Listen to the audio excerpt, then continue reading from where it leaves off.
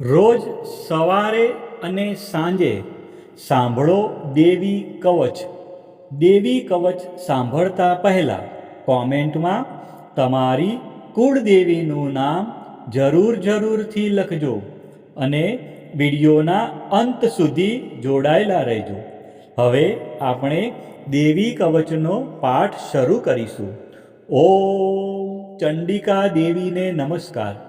માર્કંડેયજીએ કહ્યું, હે પિતામહ, જે આ સંસારમાં પરમ ગોપનીય અને મનુષ્યનું બધી રીતે રક્ષણ કરનારું છે અને જેને તમે અત્યાર સુધી બીજા કોઈ સામે પ્રગટ ન કર્યું હોય એવું કોઈ સાધન મને કહી બતાવો. બ્રહ્માજી બોલ્યા, હે બ્રાહ્મણ, એવું સાધન તો એકમાત્ર દેવીનું કવચ જ છે, જે ગોપનીય કરતાં પણ પરમ ગોપનીય, પવિત્ર તથા બધા પ્રાણીઓ ઉપર ઉપકાર કરનારું છે. હે મહામુનિ, તે તમે ધ્યાનથી સાંભળો. દેવીની 9 મૂર્તિઓ છે. તેમને નવદુર્ગા કહે છે.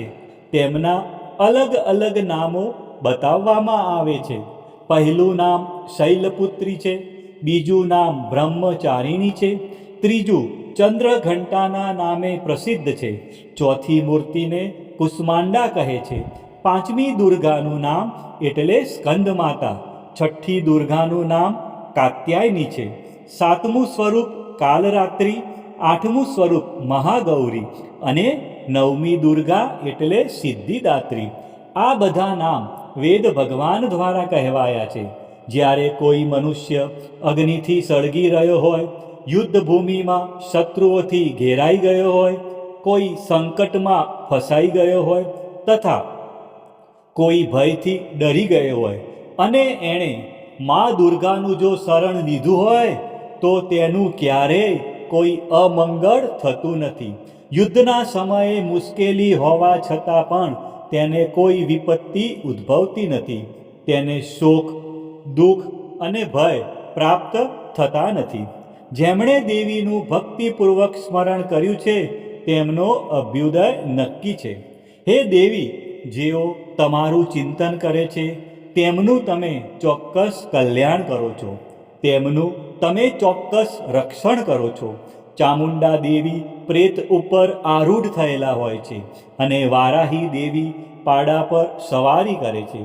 ઐન્દ્રીનું વાહન ઐરાવત હાથી છે, વૈષ્ણવી દેવી ગરુડ પર આવે છે અને માહેશ્વરી દેવી આખલા પર આરૂઢ થયેલા છે. કૌમારી દેવીનું વાહન મોર છે, વિષ્ણુપ્રિય લક્ષ્મી દેવી કમળ પર વિરાજમાન છે અને તેમના હાથમાં લાલ કમળ છે. આખલા પર આરૂઢ થયેલ દેવી ઈશ્વરીએ શ્વેત વસ્ત્ર ધારણ કરી રાખ્યા છે. બ્રાહ્મી હંસ પર બેઠેલા છે અને બધા જ આભૂષણો ધારણ કર્યા છે. આ બધી દેવીઓ માતાઓ યોગ શક્તિઓથી સંપન્ન છે, જેઓ અનેકવિધ આભૂષણો પહેરવાથી શોભે છે. તેમણે અનેક રત્નો ધારણ કર્યા છે, ક્રોધથી ભરેલી છે અને ભક્તોનું રક્ષણ કરવા રથમાં બેઠેલી છે. આ દેવીઓના હાથમાં શંખ, ચક્ર, ગદા, શક્તિ, હળ, મુસળ, ખેટક, તોમર, કુહાડી, દોરડું, કુંત, ત્રિશૂળ અને ઉત્તમ પ્રકારના ધનુષ્ય ધારણ કરેલા છે. દૈત્યોના શરીરનો નાશ કરવો અને ભક્તોને અભયદાન આપવું, દેવતાઓનું હિત કરવું એ તેમના શસ્ત્ર ધારણનો ઉદ્દેશ છે. મહારૌદ્ર રૂપ, અત્યંત ઘોર પરાક્રમી, મહાબલી અને મહા ઉત્સાહયુક્ત હે દેવી, તમે મહાન ભયનો નાશ કરનારા છો. તમને મારા નમસ્કાર છે. તમારી સામે જોવું પણ મુશ્કેલ છે. શત્રુઓનો ભય વધારનારા હે જગદંબિકા, મારું રક્ષણ કરો. પૂર્વ દિશામાં ઐન્દ્રી શક્તિ મારું રક્ષણ કરે, અગ્નિ ખૂણામાં અગ્નિ શક્તિ, દક્ષિણ દિશામાં વારાહી તથા નૈઋત્ય ખૂણામાં ખગધારિણી મારું રક્ષણ કરે, પશ્ચિમ દિશામાં વારુણી અને વાયવ્ય ખૂણામાં હરણ પર સવારી કરનારા દેવી મારું રક્ષણ કરો. ઉત્તર દિશામાં કુમારી અને ઈશાન ખૂણામાં શૂલધારિણી દેવી મારું રક્ષણ કરો. હે બ્રહ્માણી, તમે ઉપરની બાજુએ મારું રક્ષણ કરો. હે વૈષ્ણવી, તમે નીચેની બાજુએ મારું રક્ષણ કરો. આ જ પ્રમાણે સબ જેનું વાહન છે તે ચામુંડા દેવી દસે દિશાઓમાં મારું રક્ષણ કરો. જયા દેવી આગળની બાજુએ રક્ષણ કરે અને વિજયા દેવી પાછળની બાજુએ રક્ષણ કરે. ડાબા ભાગે અજિતા દેવી અને જમણા ભાગે અપરાજિતા દેવી મારું રક્ષણ કરે. ઉદ્યોતિની દેવી શિખાનું રક્ષણ કરે અને ઉમા દેવી મારા મસ્તક પર વિરાજિત થઈને મારું રક્ષણ કરે. માલાધરી દેવી મારા કપાળનું અને યશસ્વીની દેવી મારી ભમરોનું રક્ષણ કરે. ત્રિનેત્રા દેવી ભમરોના મધ્ય ભાગનું અને યમઘંટા દેવી નાસિકાઓનું રક્ષણ કરે. શંખીની દેવી બંને આંખોના મધ્ય ભાગનું રક્ષણ કરે અને દ્વારવાસીની દેવી કાનોનું રક્ષણ કરે. કાલિકા દેવી ગાલોનું તથા શાંકરી દેવી કાનોના મૂળ ભાગોની રક્ષા કરે. સુગંધા દેવી નાસિકાઓની અને ચર્ચિકા દેવી ઉપરના હોઠનું રક્ષણ કરે. અમૃતકલા દેવી નીચેના હોઠનું અને સરસ્વતી દેવી જીભનું રક્ષણ કરે. કૌમારી દેવી મારા દાંતોનું અને ચંડિકા દેવી કંઠભાગનું રક્ષણ કરે. ચિત્રઘંટા દેવી ગળાની ઘંટિકાનું અને મહામાયા દેવી તાળવાનું રક્ષણ કરે. કામાક્ષી દેવી દાઢીનું અને સર્વમંગલા દેવી મારી વાણીનું રક્ષણ કરે. નીલગ્રીવા દેવી કંઠના બહારના ભાગનું અને અન્નનલિકાનું કૌબેરી દેવી રક્ષણ કરે. ખગીની બંને ખભાઓનું અને વ્રજધાનીની મારા બંને બાહુઓનું રક્ષણ કરે. દંડીની દેવી બંને હાથોનું અને અંબિકા દેવી આંગળીઓનું રક્ષણ કરે. સુલેશ્વરી દેવી નખોનું રક્ષણ કરે અને કુલેશ્વરી દેવી કોખ પેટનું રક્ષણ કરે. મહાદેવી બંને સ્તનોનું અને શોક વિનાશીની મનનું રક્ષણ કરે. લલિતા દેવી હૃદયનું અને શૂલધારિણી દેવી ઉદરનું રક્ષણ કરે. કામિની દેવી નાભીનું અને ગુહેશ્વરી દેવી ગુહ ભાગનું રક્ષણ કરે.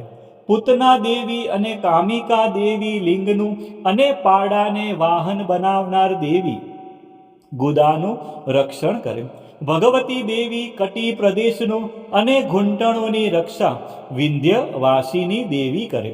સર્વ કામનાઓ પૂરી કરનારા દેવી જંઘાઓનું રક્ષણ કરે. નારસિંહ દેવી પિંડીઓનું રક્ષણ કરે. તૈજસી દેવી બંને પગોના પૃષ્ઠભાગનું રક્ષણ કરે. શ્રીદેવી પગોની આંગળીઓનું અને તલવાસીની દેવી પગના તળિયાનું રક્ષણ કરે. પોતાની વિકરાળ દાઢોથી ભયંકર દેખાતા કરાલી દેવી નખોનું અને ઉદ્ધવકેશીની દેવી વાળનું રક્ષણ કરે. કૌબેરી દેવી રૂવાંટીના છિદ્રોનું અને વાઘેશ્વરી દેવી ત્વચાનું રક્ષણ કરે. પાર્વતી દેવી રક્ત મજ્જા વસા માંસ હાડકા અને મેદનું રક્ષણ કરે.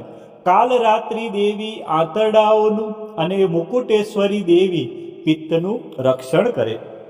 પદ્માવતી દેવી કમળ કોષોના મૂળ આધારનું અને ચૂડામણી દેવી કફનું રક્ષણ કરે.